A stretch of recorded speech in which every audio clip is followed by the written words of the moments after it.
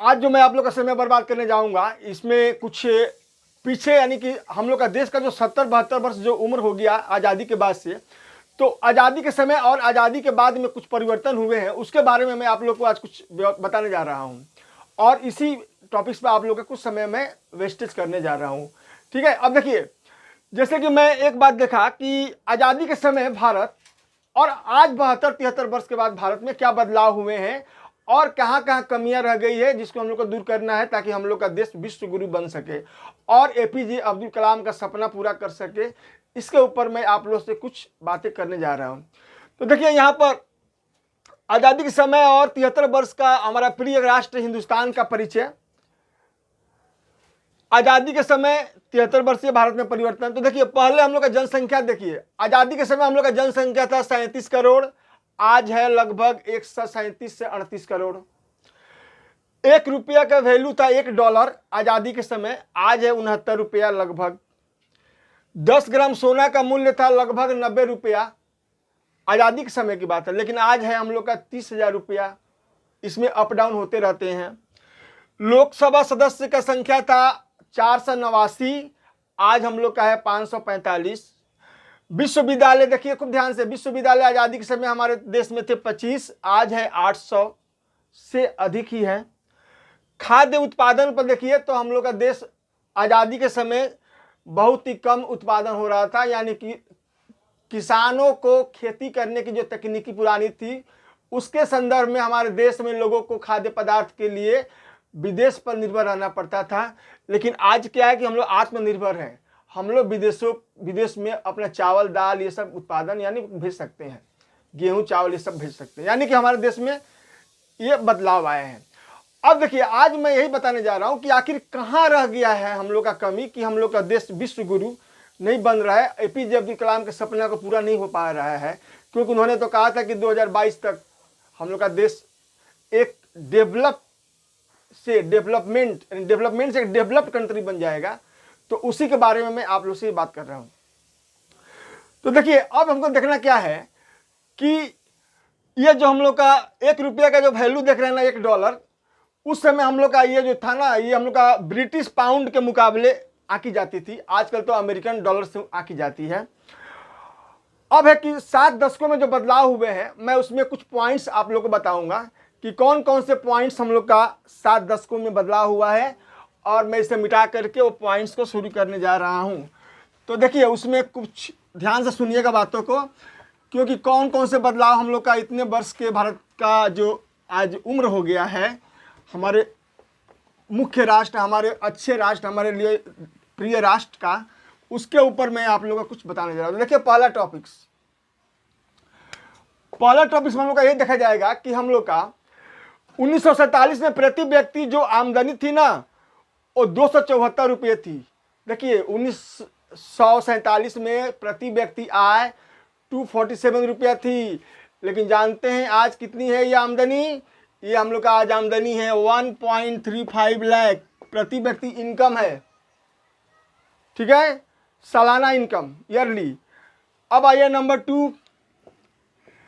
अब देखा जाए कि जनसंख्या घनत्व जो हम लोग का शुरू में था वो प्रति वर्ग किलोमीटर 114 व्यक्ति था, जो कि आज हम लोग का जनसंख्या का जो घनत्व है प्रति वर्ग किलोमीटर 410 व्यक्ति रहते हैं, 410 व्यक्ति।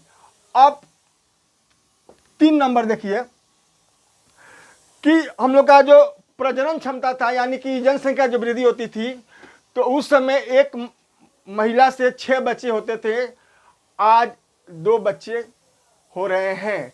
लेकिन कुछ धर्मों में, जैसे हम लोग का मुस्लिम भाई में, कुछ आबादी ज़्यादा बढ़ रही है, ये बदलाव आया। अब आइए आप लोग टॉपिक्स नंबर 4 का देखा जाए कि इसमें क्या बदलाव आया है। तो देखिए, पहले प्रति व्यक्ति जो बिजली की खपत थी, बिजली की खपत 16 kWh यानी 16 किलोवाट आवर प्रति व्यक्ति बिजली की खर्च थी, जो आज बढ़ करके 1181 kWh हो गई है बिजली की खपत। फिर अगला टॉपिक देखिए 5 नंबर, आईपीसी के तहत देखा गया कि प्रति व्यक्ति हम लोग का क्या है ना कि जो अपराधी हुए वो पहले 152 थे, ठीक है, लेकिन प्रति लाख लोगों पर, लेकिन आज ये हम लोग का बढ़कर हो गए 232 अपराधी यानी एंटी सोशल लोग, क्रिमिनल लोग। छठा देखिए कि छठा में हम लोग का देखा गया कि देश में साक्षरता का जो दर था, लिटरेसी रेट, वह शुरू में आज़ादी के समय 18% था, आज हम लोग हो गए हैं 78% साक्षर हो गए हैं। और एक और देखिए टॉपिक्स नंबर हम लोग का 7 कि कृषि कार्य में अनाजों की जो उत्पादन थी वो नागरिकों की पेट भरने में सक्षम नहीं थी, आज़ादी के समय की बात है, लेकिन आज हम लोग निर्यात करने में सक्षम हैं। तो ये हमने 7 टॉपिक्स बताया जिसमें हम लोग का आज 72-73 वर्षीय भारत में कुछ बदलाव हुआ है, जो कि अच्छा भी बात है और हम लोग के लिए खुशी की बात है। अब देखा जाए क्या कि इसका समस्या क्या हुआ, इतने वर्षों में क्या क्या समस्याएं उत्पन्न हुई और उन समस्याओं का कुछ समाधान हम लोग कर सकते हैं क्या, क्योंकि जब राष्ट्र है तो समस्या आएगी और समस्या आएगी तो समाधान भी होगी, ये तो नेचर का ही रूल है। तो देखिए अब हम लोग का समस्याएं और समाधान, हम ये बताएंगे कि कौन कौन से समस्याएं उत्पन्न हुए और कौन कौन से उनका समाधान करने का तरीका बताया जाएगा। तो देखिए भ्रष्टाचार ने हमारी सभ्यता को धूमिल किया है, याद रखिएगा, करप्शन, और नतीजन क्या हुआ कि नेताओं से लोगों का विश्वास उठता गया है। नंबर 1 जो मैंने अभी बताया भ्रष्टाचार पर। नंबर 2 पुलिस पब्लिक में नोक-झोंक शुरू हो गई है। क्यों भाई? करप्शन को लेकर के। पुलिस और पब्लिक, पहले के पुलिस को देख करके पब्लिक डरती थी, आजकल ये डर लोगों का हटता गया है, निडर होते जा रहे हैं, जो कि ये अच्छा बात नहीं है, क्योंकि भ्रष्टाचार ही इसका मेन कारण है। अब आइए थर्ड नंबर। थर्ड में क्या देखा जा रहा है हम लोग का कि लोग श्रम करने के अलावे सरकार पर अधिक निर्भर होने लगे हैं। जैसे नहीं है कि ये गवर्नमेंट से हमको पर महीना 500 रुपया मिलना, 1000 रुपया मिलना, 1200 रुपया मिलना, पेंशन मिलना, यानी इसमें कुछ ज़्यादातर लोगों का झुका हुआ है, जो कि हम लोग का एक विकसित देश के लिए अच्छा बात नहीं है। जो सक्षम है वो कम से कम छोड़े, जो सक्षम नहीं है वो भी लाभ न ले। ये 3 नंबर टॉपिक्स मैंने बताया। नंबर 4 टॉपिक्स क्या हम लोग का है कि सरकार भी जानने लगी है कि लोगों को कुछ दे करके, यानी लोगों को कुछ लालच दे करके ही सत्ता पर बना रहा जा सकता है। ये सरकार की भी मजबूरी है, और लेकिन यह अच्छी बात नहीं है। लालच देने से क्या हो रहा है कि देश के लोग हम लोग का श्रम कम कर रहे हैं, मेहनत कम कर रहे हैं, और हम लोग का जीडीपी जो रेट है, देश का जो हम लोग का बजट है, जो खजाना है, जो हम लोग का राज्य का खजाना है, उसमें कमी आ रही है, जिससे डेवलपमेंट नहीं हो रहे हैं। अब आइए 5 नंबर। बेरोजगारी बढ़ी है क्योंकि आबादी ज्यामितीय विधि से, यानी 2 का वर्ग, 4 का वर्ग, 8 का वर्ग, 9 का वर्ग से बड़ा है, और कृषि कार्य हम लोग का है, या हम लोग का जो फैक्ट्रियां है वो हम लोग का अंगगणितीय रूप से बढ़ी है, यानी 1 2 3 4 आबादी बढ़ी है। नो डाउट इसको कंट्रोल करने की बहुत आवश्यकता है, नहीं तो ये सभी के सभी हम लोग का स्कीम को नष्ट कर दे रहा है, यानी कि धरातल पर नहीं उतरने देगा। इसे जितना जल्दी से जल्द हो सके हम लोग आबादी पर कंट्रोल करें। अब देखिए अगला 6 नंबर। 6 नंबर में क्या है कि देश की हर क्षेत्र में विकास में बाधा पहुंचाने वाला मुख्य कारण जानते हैं क्या है? ऊंचे पदों पर बैठे हुए लोग का अप्रोच, पैरवी, और व्यक्ति का जो अप्रोच है वो क्या है ना कि हम लोग का विकास में काफ़ी बाधा है, क्योंकि बढ़ती हुई आबादी के कारण जो लोग ऊंचे पदों पर बैठे हैं वे भाई भतीजावाद, भगिनावाद, अपने वाद में जुड़े हुए हैं, जिससे बाकी समाज के नागरिक लोगों और अन्य नागरिकों को रुकावट पैदा कर रहे हैं। ये भी अच्छी बात नहीं है।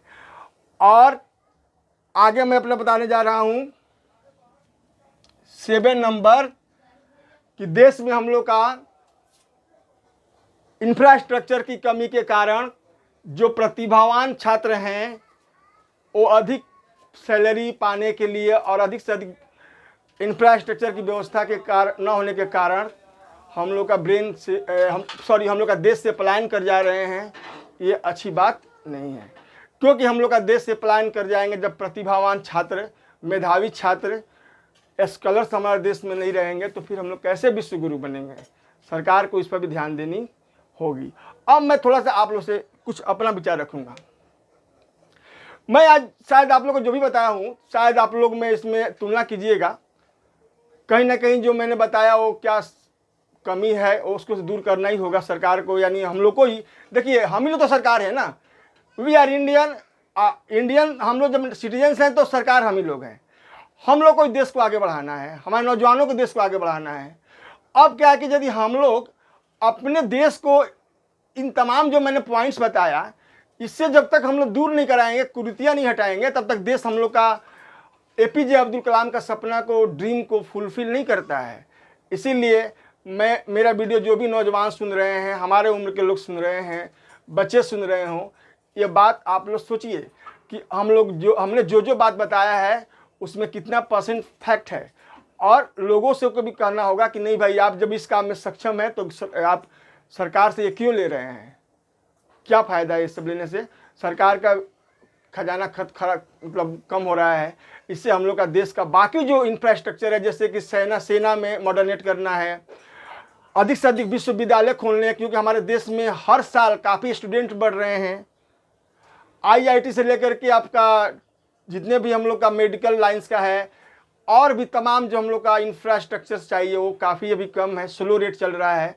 हॉस्पिटल भी स्लो रेट चल रहे हैं, स्वास्थ्य से जुड़े हुए सब। तो ये सब कब खुलेंगे? जब गवर्नमेंट के पास पैसा रहेगा। लेकिन जब गवर्नमेंट आप हमको ही खुश करने के लिए पैसा हम लोग को बांटती रहेगी, तब तक हम लोग ऐसे झेलते ही रहेंगे। आज क्या बात है कि एक एडमिशन कराने में गार्जियन को कितनी समस्या होती है, ऐसा चाइना में नहीं है।